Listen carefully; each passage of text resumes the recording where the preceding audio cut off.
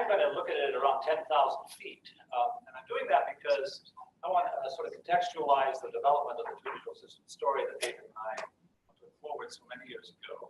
I also want to show you some videos from the vault. I mean, in other words, some old VHS videos from PF that I managed to digitize, and some older papers that really haven't seen the light of day before moving on to looking at some more recent imaging. Okay, so I like to begin my talks often with this cartoon, which I think is a kind of representation of the way many people in the street, as it were, think about how vision works. It's painting a picture of the world outside. Now, for clear philosophical reasons, that can't be true. But that doesn't mean that we don't have a psychological representation of the world. We clearly do, and we can work with that representation. But even granting that, I think vision didn't begin, as Paul so beautifully illustrated, with the notion of perceptual representation. It began as a system for the distant control of movement. And here's perhaps a reductio ad absurdum example. So euglena, remember that from biology in high school, and this creature lives in ponds. And when it's in the dark part of the pond, it doesn't move it moves its flagellum quite a bit. And when it's in the bright part of the pond, it doesn't move its flagellum very much. And so as a consequence, it tends to stay where there's an important resource, sunlight, because it has chloroplasts in its cytoplasm that it can use to manufacture food. Now, I don't think anybody would say euglena has a psychological representation of the world. Somewhere in that cytoplasm, there is something that corresponds to a neural or cytoplasmic instantiation of the world outside. I don't think you have to talk that way. But what about vision invertebrates? I mean, do you have to talk about their actions being delivered by what we typically think of as our psychological representation of the world? And when we say, I see things out there, are we indeed using what we experience to control our movement? Well, as Paul, I think, has illustrated, I don't think that is true. And there's some beautiful work by David Ingle, sadly no longer with us, who published a paper in Science in 1973 called Two Visual Systems in the Frog. And what he showed, I think, very convincingly, that in the frog, you can differentiate right from the retinal ganglion cells into the motor neurons, separate pathways for visually guided prey catching and avoidance from the visual control of locomotion around barriers. And he did this by taking advantage of what you can do in amphibia, which is to rewire connections, so that you can rewire one and leave the other intact. So the frog would snap in the wrong direction at a fly or jump into a looming target, but when it was faced with a barrier, it would jump over the barrier properly and go to the ventral side properly.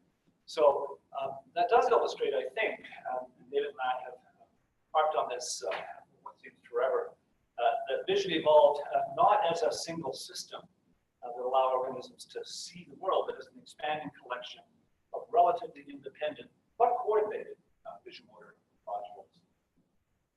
Now, what about humans? Is our visual system organized the same way? Well, I think even a cursory look at projections from the retina to the brain suggests that that is the case. So there are somewhere between 10 and 14 separate projections from the retina to separate targets in the human brain. So it's been worked out in the cat brain. The presumption is it's the same in our brain, if not even more elaborate.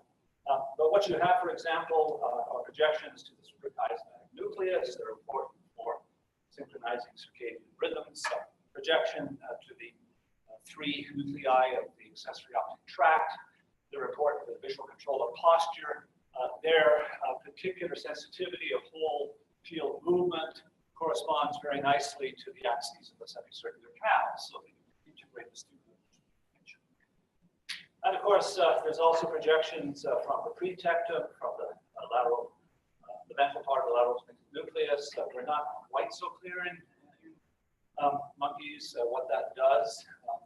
There are projections clearly from the colliculus to motor nuclei that control eye movements, both fast and slow saccades and fixation. But of course, what characterizes the human visual system, and indeed the cat visual system, is this hugely elaborate set of projections from the lateral nucleus up into primary visual cortex, and then via various structures to the posterior parietal cortex, the so-called dorsal stream, and to the ventral stream.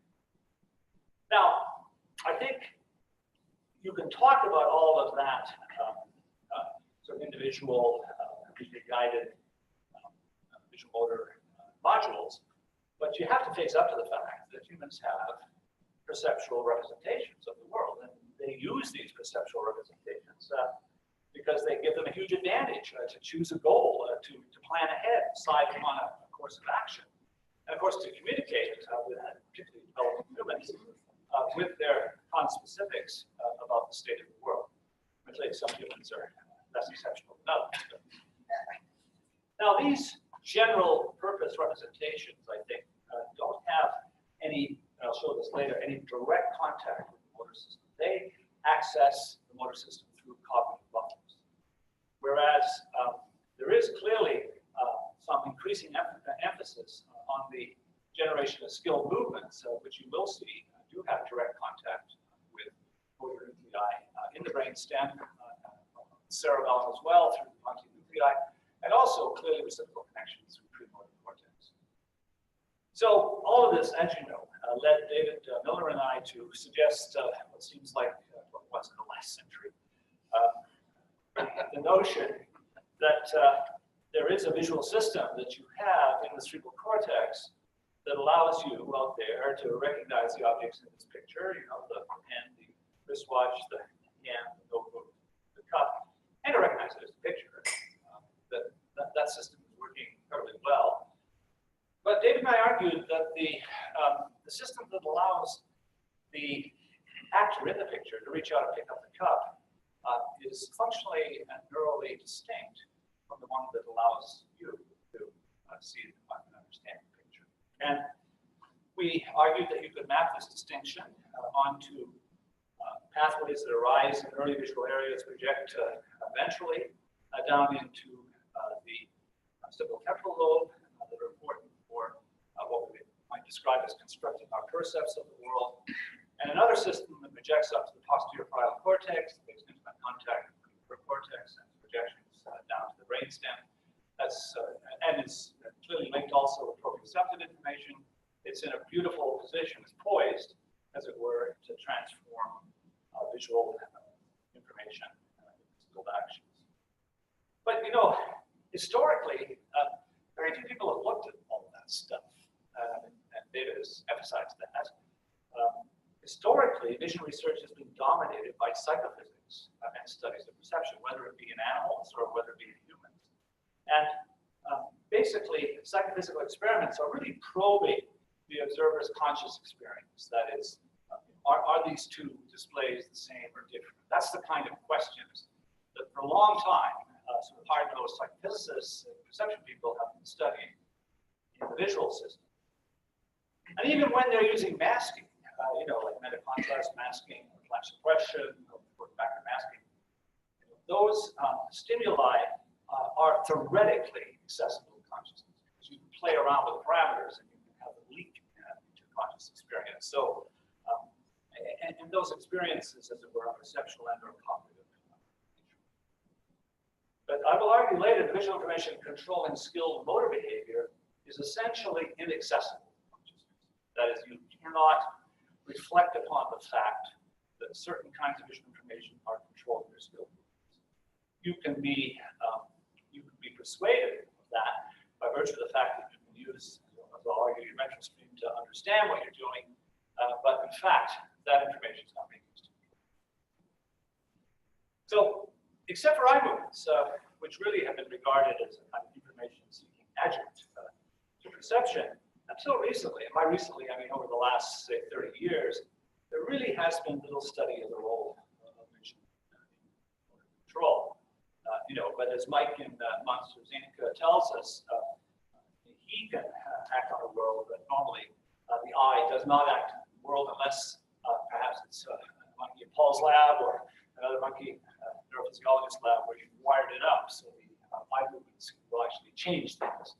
That doesn't typically happen, except in an abstract sense, perhaps looking at people and making gaze. So, although we might, you know, direct our eyes towards a goal, it's really our hands and limb that actually interact with the objects we're looking at. And until late in the 20th century, there really were very few studies of how vision is used to control movements like grasping, and almost no studies of the underlying neural substrates. So I think the virtue of our account, I think, is that it does place action at the center of any discussion of function. But having said that, I want to make it clear, really Paul talked about this, the dorsal axon stream is not the only network that involves the posterior parietal cortex. And maybe even some of these other networks derived from these visuomotor networks, but they are clearly now quite separate. And I'm thinking of this one article by Dwight Kravitz, published in Introduced Neuroscience, in which he showed that there are projections from parietal cortex, between parietal cortex and prefrontal cortex are important for spatial working memory. There are projections that go to the parietal medial temporal region for spatial navigation. But of course, there is this action system that he talked about, they talked about in that article, the one that David and I have been focused on, that actually supports visual control of action. Now, here's a recent, that recent now, although 2015 seems so recent to me, I have to say.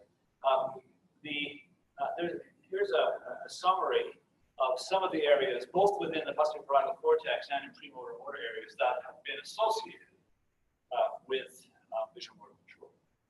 And I think it's important that these areas in the dorsal stream that control the limb movements, as Mitchell Blickstein showed beautifully many years ago on track tracing, that the dorsal stream visual areas are connected to the cerebellum by way of a relay interpontine nuclei. There's a massive input from the dorsal stream parietal lobe visual areas to the brainstem. But as he says, and looked very hard, there are very few or no projections, cortical areas in the ventral stream to these motor areas of the brainstem. Instead, and again, a nice article by Dwight Kravitz in TICS with Melvyn Goodale in Michigan, they show that the projections from the ventral stream specialized, goes to areas that are specialized for various forms of memory and learning, habit formation, emotion, long and short-term memory, word and value, just the sort of things that you would use a perceptual representation for. So, as Robert Foley and Rob Goodale and I argued in a recent article in Consciousness and Cognition, the two visual systems hypothesis conceives of the functional role of the two streams as being largely defined in terms of the outputs, the consumers, as it were, of those outputs, and the tasks that those consumers serve. And so the visual information used by the dorsal stream for the programming and online control of action is not perceptual in nature, so it can never be accessed consciously.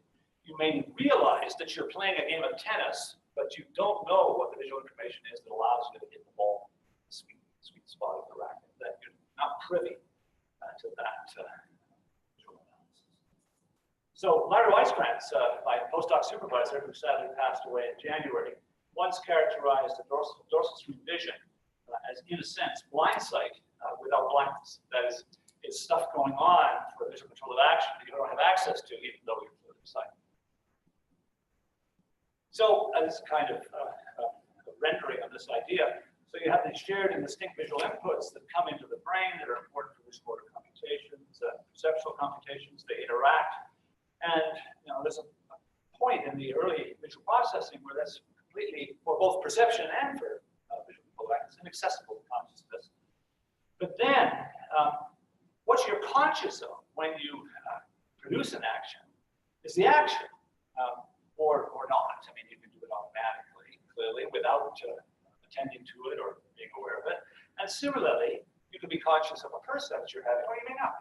You might be masked, or you may not attend to it, and so on. So the distinction is not between conscious and in the ventral stream and unconscious in the dorsal stream. It's the products are such that the products are inaccessible or not to conscious experience.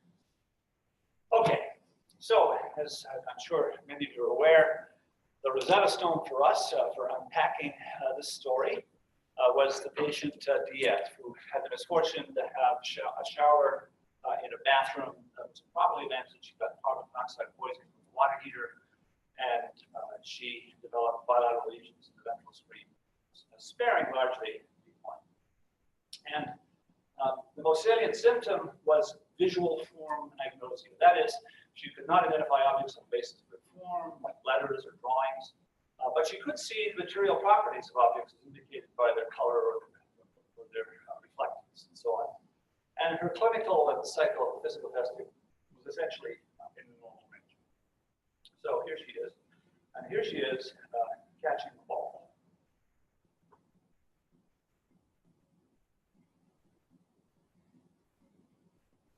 And she's good at catching the ball.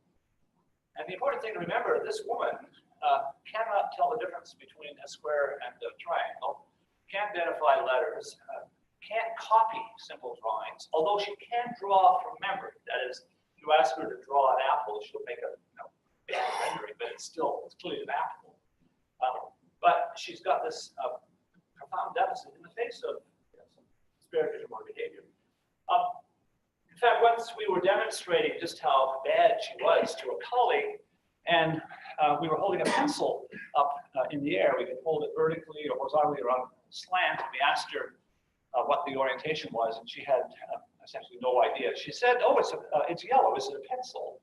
Because of course she had information about the yellow color of a familiar pencil, but she could not say what the orientation was. But when at one point she said, "Wait a minute, let me see that," and she reached out to grab it, and David Miller observed, my goodness, her hand was oriented in the correct orientation in flight on the way to the pencil. And so that led us to bring her to Canada, where we tested her in our visuomotor lab. And we did it on this slot task, where this slot, which is both luminant and color separated from the background, it could put different orientations. And we asked her to either match the orientation of a handheld card or to post it. So here she is, match. This took some doing to get these off the old VHS tape. Match, not very good.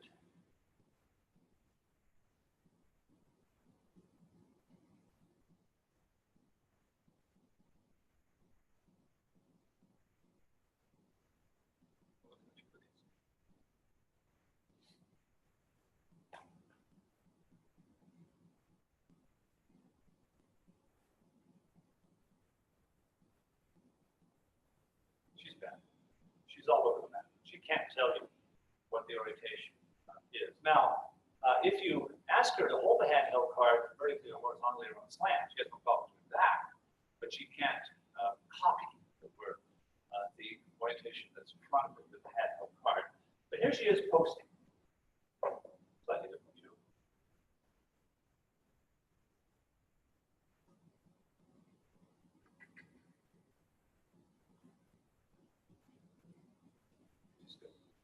So she can post a card in the slot, but she can't match orientation. She can also do that, I have to say, in open loop as well. That is, if she doesn't see her hand during the execution of the movement, she can also do it. She's not as good, but then you aren't as well that way. Notice that strange posture. She got it right, but she turned her hand in a rather awkward position. There's a story there I have the time to go into, but you'll see that she does have a lesion in the dorsal stream. It's become evident as she's grown older that we think is responsible for that. Okay, so when you look at the collated data, clearly she's the normal orientation has been rotated to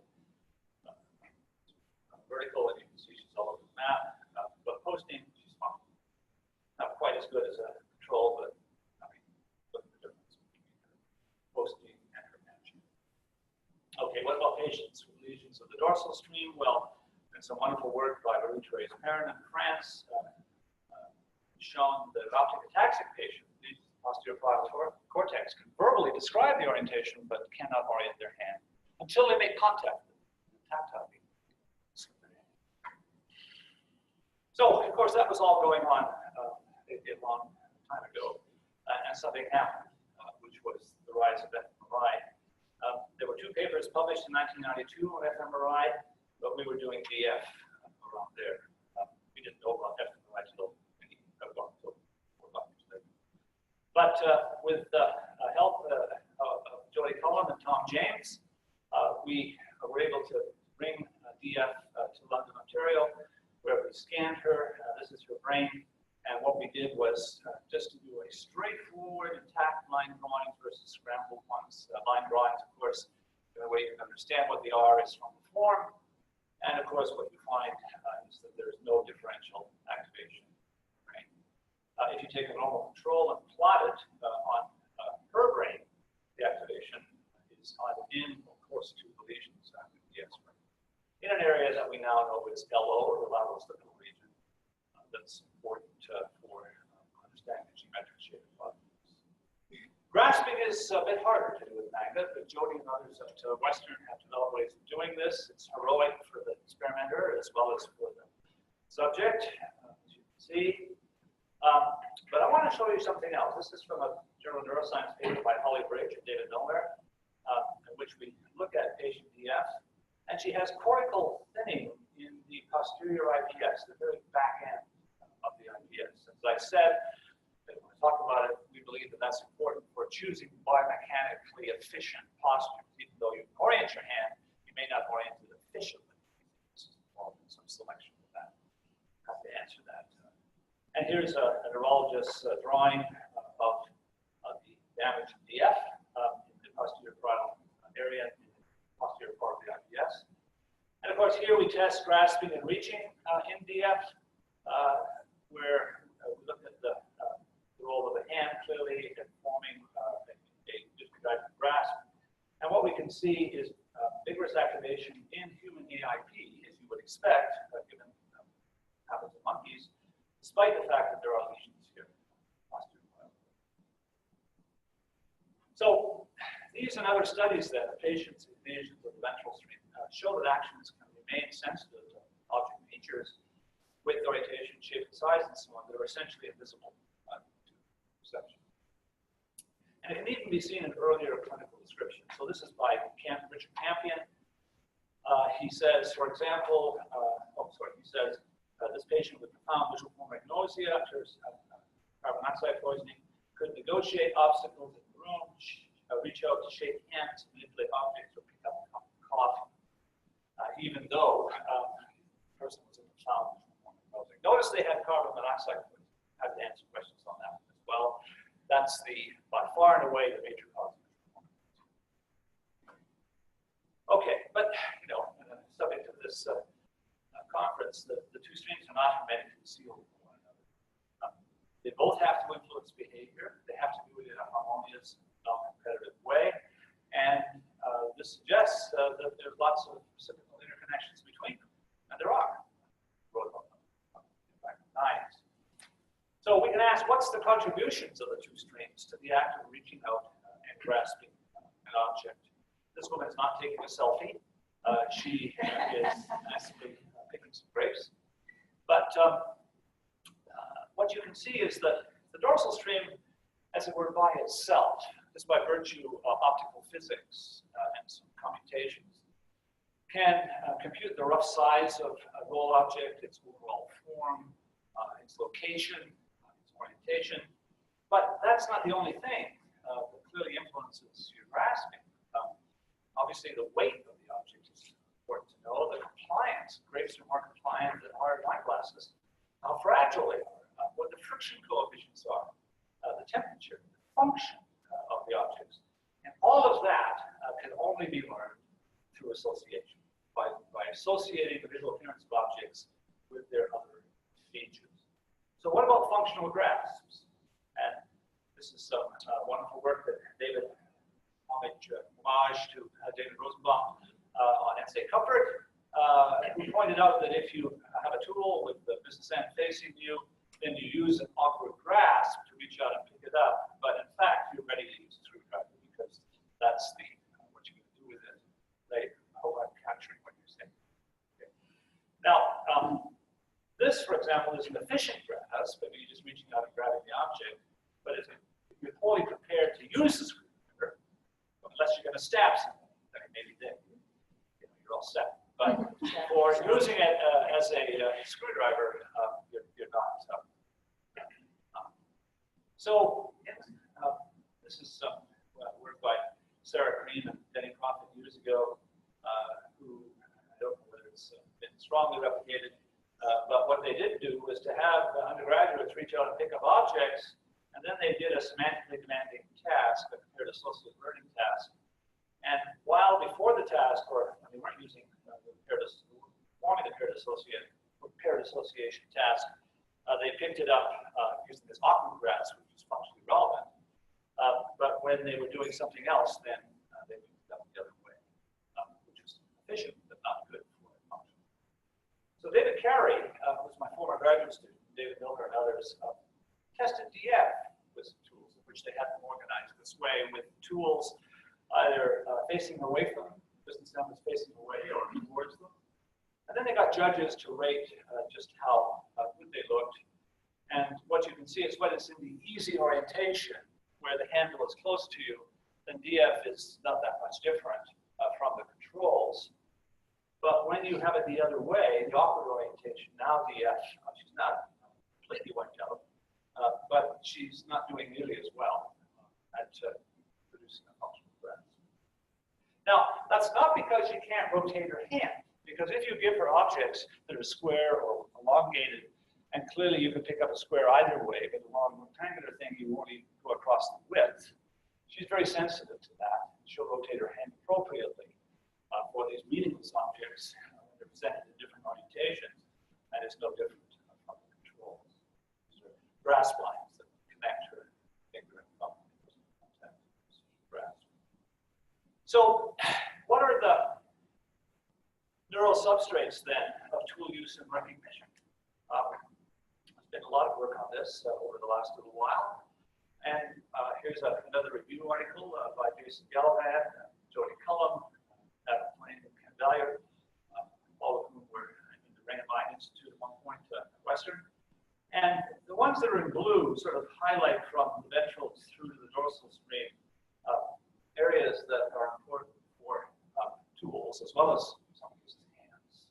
But there are some sort of individual, some tool networks are quite separate from the hand networks. Some are confounded. But there's an important point about tools, and this is a conversation I've had with Alfonso Caramatza a number of times, and others, and Brad Cohn. The tools tend to be elongated. They tend to be elongated to extend your reach or to give you mechanical advantage. They tend not to be stubby. There are stubby tools, but they're not nearly as common as elongated tools. So what you have to be careful of is whether or not you're measuring elongation when you do your fMRI studies, connectivity studies, or whether you're actually looking at tools. This becomes important because you may remember a study by Fong Fong many years ago who used flash suppression in fMRI and showed that you could get tool activation in the posterior parietal cortex, but not activation to faces or animals in the ventral stream. And he argued that that's because the dorsal stream was sensitive to tools, but it could have been just that it's sensitive to elongated objects by virtue of the fact it's got to identify the primary axis, which is important for grasping. So, so we, back up. We worked with elongated tools, stubby tools, elongated non-tools, stubby non-tools, and then we did just first of all, a simple univariate analysis. What we can see is that when you do tool versus non-tool, you get activation a lot in the left hemisphere, a little bit in the right, but you get this anterior region in the IPS, the superior lobule, and of course the middle temporal gyrus, which is a well-known tool area in the ventral stream. When you contrast elongated versus stubby, you also get ATG, and you get areas that are not quite the same in the posterior parietal cortex, and you get a bigger activation in the right hemisphere as well. Tools. And so, already on a sort of univariate basis, there seems to be some difference in the way you process tools and non-tools and elongated versus stubby objects. So then what you can do is PPI and you can look at the functional conductivity by putting a C in the left anterior IPS and looking at the conductivity in other regions of the brain, and you can see that there is strong conductivity with the MTG and area LO when you put a C in the anterior IPS, left anterior IPS of these participants that we scan. When you do the same with elongated and stubby in the AIPS, anterior IPS, you don't see that.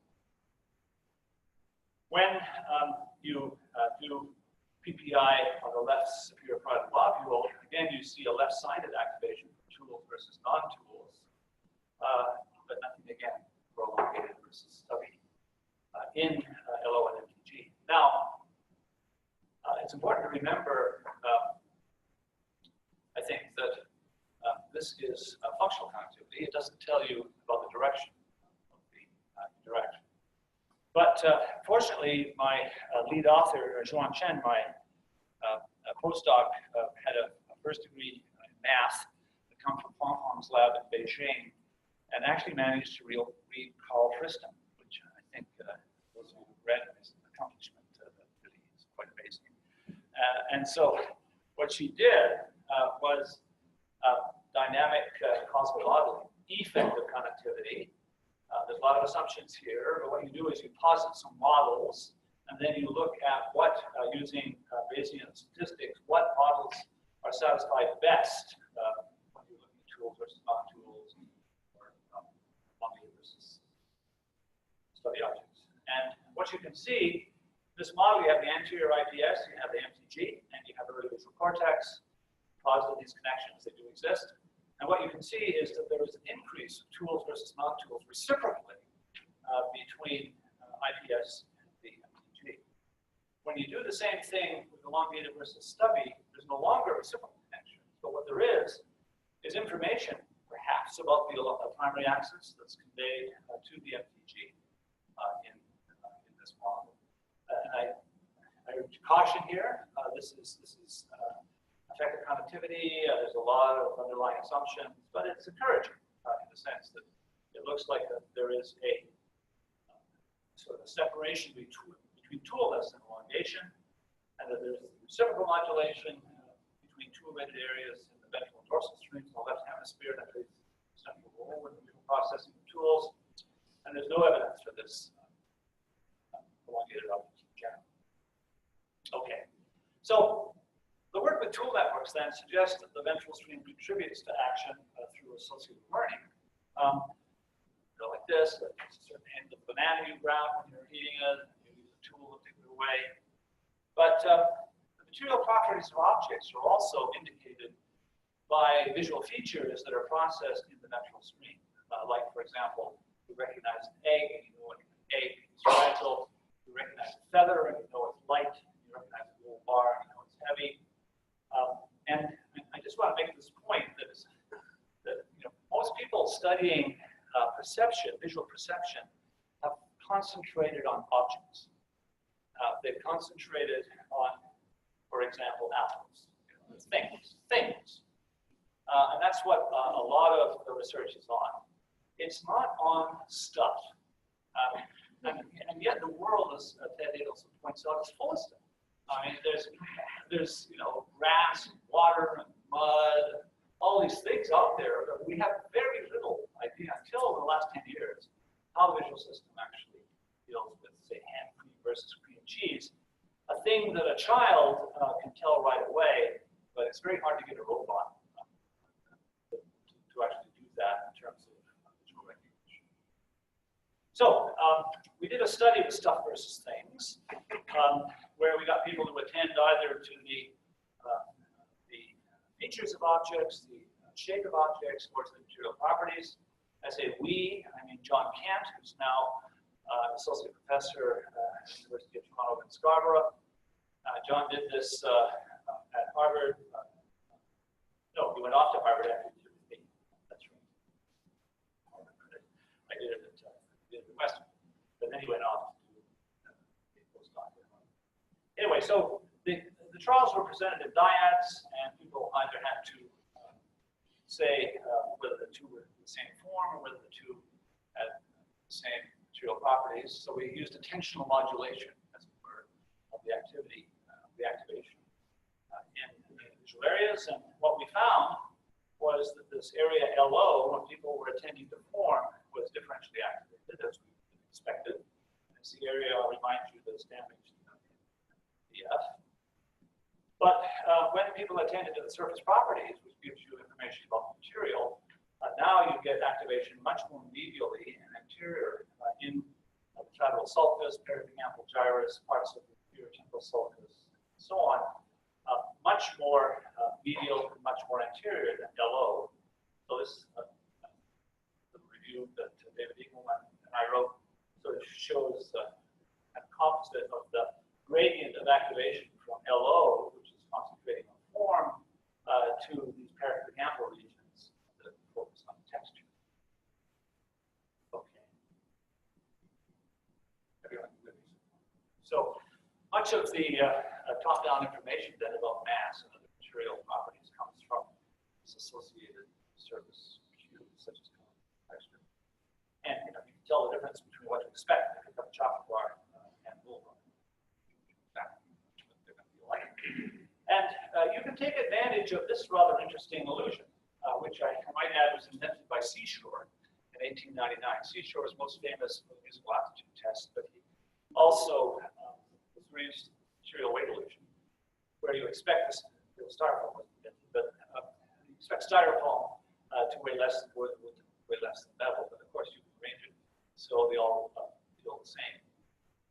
And then you can have people pick them up, you can measure the forces that they apply, and get some idea of what's happening. And this is nice work by Gavin Buckingham and Vivian Pollan. And what we see here is that the first time, trial one, you measure the forces, they apply more force to the metal than they do to the styrofoam.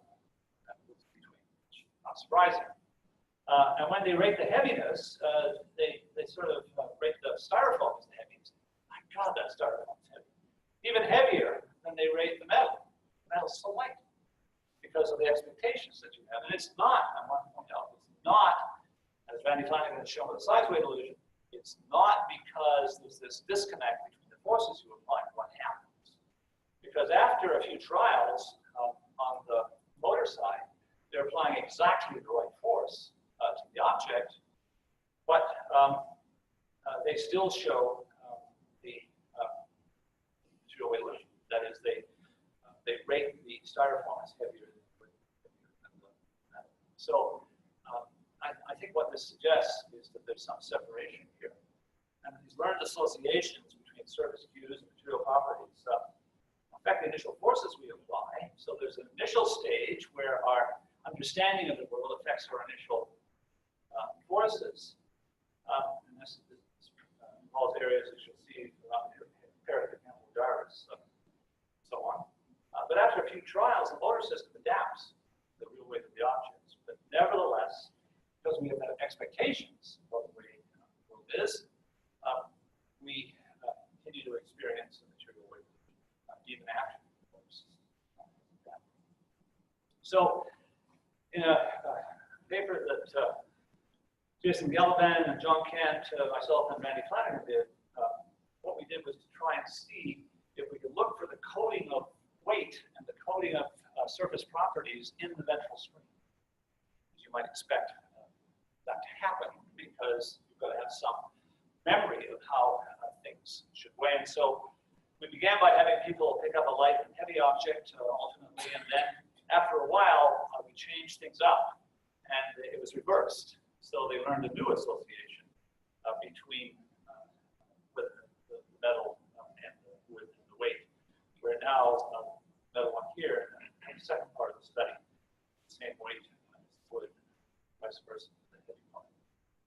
And I'm going to show you what happens in the pericampal cortex. When you do a simple univariate analysis and you compare the lightweight object, the wooden object, the light metal object, and so on, basically you don't see anything going on. But when you use multivariate pattern analysis, now you can decode in the pericampal cortex both the appearance of the object and its weight in the pericampal. It's stored there somehow in the pericampal away from dorsal. Because these are long-term priors that you learn and you have to know to interact with the world. And when we look in area LO, we see a kind of similar thing, except the weight's represented there, because of course shape plays a role in weight as well, but not the surface properties, because LO doesn't process surface properties. It processes the geometric shape. So that's another role, if you like, for the ventral stream in action control. It appears to be well suited for representing learned and often Labov associations between object visual features and weight, which can then be used to extract weight information from manipulation. So where does this leave the division of labor then between the dorsal and the ventral stream? I think, first of all, it does not rest on a distinction between conscious and unconscious visual processing. It's rather on a distinction between a perceptual system that's indirectly connected through associative learning and so on with the motor system, whereas the dorsal stream is directly linked to motor control. I was going to show you one more thing, which I've got this sort of jump ahead thing here. First of all, both, of course, contribute to the programming and control of action because they never would have evolved had they not contributed to action and thus action outcomes and thus changing the world, thus have natural selection, as Paul mentioned. So I want to show you another thing which I think makes the story a little more complicated, and we've been pursuing this now quite a bit, which is I don't think the projections to the dorsal stream are exclusively from early visual areas in cortex. I think they also come from the pulvinar and other regions directly via MT to the dorsal stream. And this is a nice paper by Prentice and Brad Mahone that appeared in Cognitive Neuropsychology. It was a person who was cortically blind from a lesion. This is radiologic convention, so the left side is abstrusely on the right. I don't understand why they do that. Understand it's radiologist. But anyway, there it is. There's the lesion in the visual cortex. And you'll see how far video has come by watching this guy. This is a supplementary video that that's online that Brad is prepared. So this is putting the target in the blind field. This person cannot distinguish the orientation, essentially the orientation. Is that great to watch? He's orienting his hand in the right orientation, despite the fact. So he rotates it. He doesn't always make contact. He's clearly impaired, but that survives. There's another one right next door where when you put it in the blind field, you ask him to match the visible one to the one that in his blind field he can't do. So I think what this tells us is that when primary visual cortex goes away, as it does in patients with lesions, then there's a lot of evidence accumulated from various labs now that there are projections, for example, from the eye to the interlaminar regions of OGM that project out to MT and then to the dorsal stream. Projections that go via the superior colliculus to the interlaminar regions up there. Projections that go from the colliculus to the pulvinar and up to the dorsal stream. And most recently, some beautiful work by James Bourne at Monash has shown that there are projections that go, some of which are transient, some of which are not, go from the medial inferior pulvinar, from the eyes to the pulvinar, and make contact with mediate cells in the pulvinar and project MT. So I think with that caveat about how we want to think about what's going on with the dorsal stream, that there's a whole set of much more primitive inputs, perhaps, that are important for visuomotor control to bypass the different stride system. And I'll stand take any questions.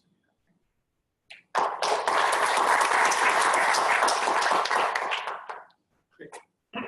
Brandon, thank you very much for another amazing talk. we do have some time for discussions, and I just want to remind, just for the benefit of the people online, to wait for a microphone to come so that they can make sure.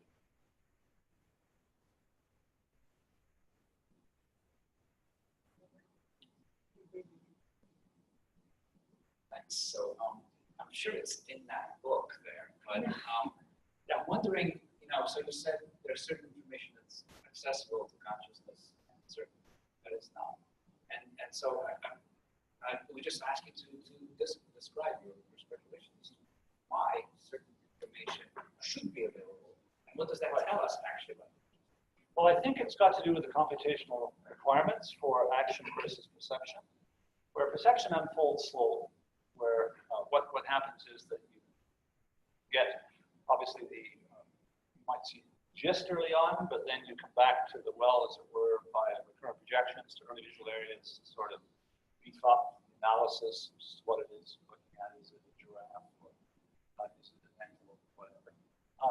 And it doesn't really care about the effector-based frames of reference. So tonight you can go to your room and you can watch Apple TV, and you can, I got Apple TV, right? And you can watch the movie, and you're not in charge of the camera. The camera person is, and you can watch a movie that you've watched in a theater where people are gigantic, whereas on TV they're very small. You don't care. What you're interested in is the kind of relational metrics of the whole thing and try to make sense of it. Whereas that is not going to work for action. You can't act on those things on TV. So what you have to do, I think, is you do, and this is something that Crawford, I think, is arguing persuasively, you do a just-in-time.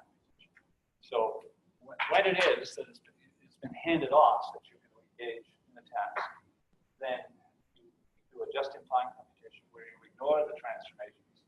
Instead, just stick with what you see, not what you don't see, but what your dorsal stream sees to do that computation in effector-based range of reference with your hand on the tongue. And I think there would be interference if you were somehow sensitive to all of these transformations, the instantaneous changes in the transformations that require interaction. Yeah, Laurel. You mentioned in passing that DF, when she reached out and oriented her hand very early on in the reach, her orientation was accurate. So that's the striking thing, and you probably have published on this, and I just have forgotten or missed it. But in the perception task, she has no clue at all about orientation. But the second she starts, she launches the reach, she's already orienting early on. So, sort of begs the question of that segregation seems so absolute in her case. And I'm well, it's not so much now. I'll try to explain why. So I once, say 10 years after we published Nature Heroes, the Nature paper, we went to Northern Italy where she was living. And David Parrott and I had devised this test where we were going to see how she was sensitive to edges that were defined not by luminance, but by good continuation and all kinds of other Gestalt properties and so on. And unfortunately, we got something out of it. Unfortunately, what she was doing when she was asked to match the orientation was she was making these little incipient motions to post, right? And indeed, another paper that by Miller and Schenk has shown that when she's in a grasping task, if you ask her to guess the width of the object she's about to reach out and grasp, not after before she got the proprioceptive information, just at the moment she's programming, she's higher than chance. She's not perfect, but she's higher than chance. So she can guess that it's a square versus a rectangle. And this other task, I was thinking about different proportions of trials, where you have a grasping task and then you occasionally ask her to. I don't think that tells you that she's seeing things now. I think what it does, it shows that she's got kind of blind sight for form, and then she's using whatever there is in order to guess the appropriate shape of the eye.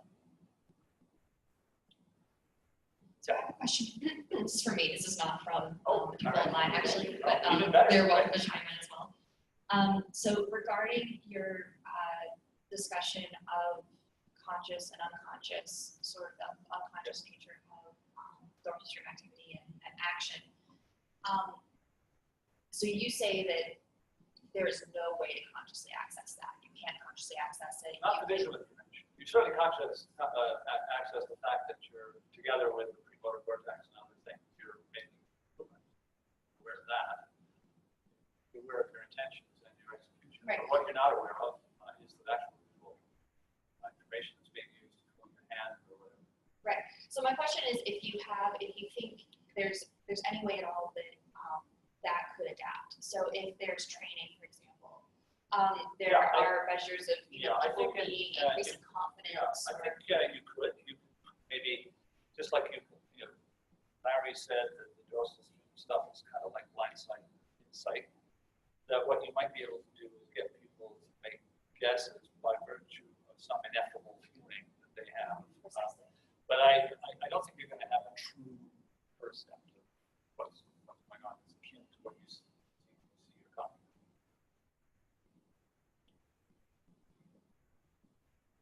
So thanks for the talk. Combining your talk and Paul's talk, and maybe this is a question for other meetings as well, is what's the phylogenetic emergence of consciousness? So I'm struck by I'm struck by the actual Surprised you asked that association. Yeah. Yeah.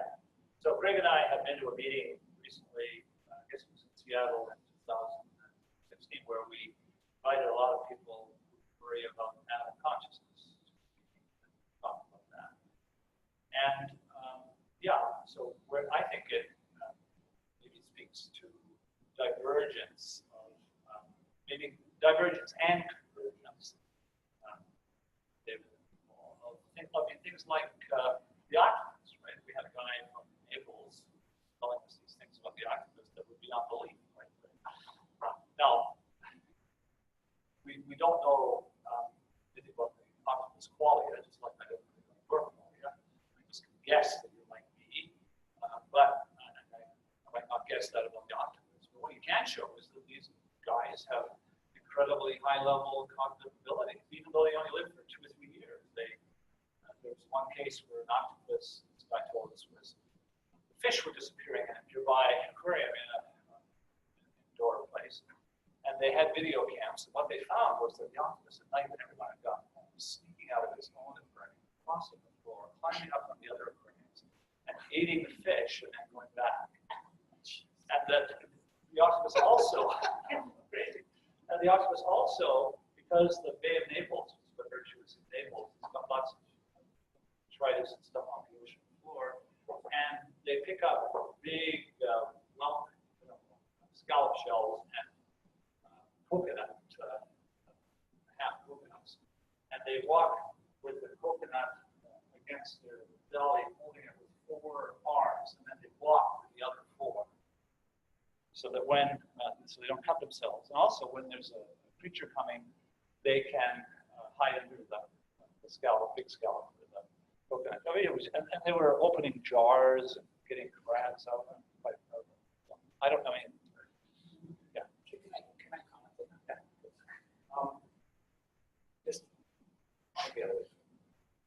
Well, octopus can also successfully choose World Cup soccer. They can do that too. They have ESP. That's right. So actually, future. In relation to your question, there's a book by John Mallett and Feinberg and Mallett. That talks a lot about that. It's about the evolutionary origins of consciousness. And one of the points they make is that certainly with respect to the octopus, that has to be convergent, almost certainly, because the common ancestor was like 900 million years ago. They're like almost like they grew up on Mars. They are very different. They are amazing. So whatever they came up with, they did that independently. But what Feinberg and Mallett suggest is, this is a little bit related to the question of taxonomies. We ask, what is the consciousness, right? It's not one thing, almost certainly not one. And they suggest at least 2 major types of consciousness that emerged at very different times. One is very early Cambrian, like when we were lamprey, we were common ancestors. And that's essentially, they connected to the awareness of the external space. That was a major step in consciousness in the sense most philosophers would not call that consciousness. So they can go big. But that was at least one type of awareness that made a major step. Another one in amnios with the growth of the cerebral cortex. But especially what mammals and birds came up with separately. Right? Corvids are doing smart. What's that? Corvids, yeah. So birds and mammals came up with something, another major step in levels of awareness. Now, it's not qualia. Qualia is a So you have to set that aside. yeah. Well, I don't think you have to set it aside forever. No, But I don't think, but right now. I don't think we're ready to. Because I don't think we have the right question. No, exactly. I agree with you. We have one last question in the back.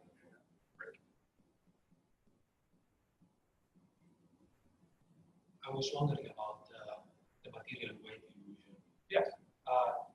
You said that there are like kind of prior expectation of the density of material, and I think you mentioned that there are two kinds of learning. One that is the lower motor control, slower, and the other that is faster. I was wondering, so should that be like from the computational point of view? Right? So should that be like a set of priors that are integrated? Like, can you explain a couple of words? Yeah, I can. I think the perceptual priors are useful right from the beginning. So when you walk in and you see something that says gold bar and it looks like gold, then you're about to exert more force when you pick it up. But if you find out it's made out of paper mache, then on that particular instant, the motor system, when it's faced with that, will recalibrate and will now apply an appropriate force. But that doesn't mean that now you've updated all your priors perceptually for the next time you encounter a gold bar, because that'd be crazy, because you could be making a mistake that eventually affects your behavior. So it would be, I think the motor stuff happens really in the here and now with that particular object based on the perceptual priors, but then it rapidly adjusts, and then you don't make a big adjustment to the priors perceptually after that. There's some nice work by Randy Flanagan. Let's looked at that in paper in current biology, where he created a toy world where small objects weighed more than big objects.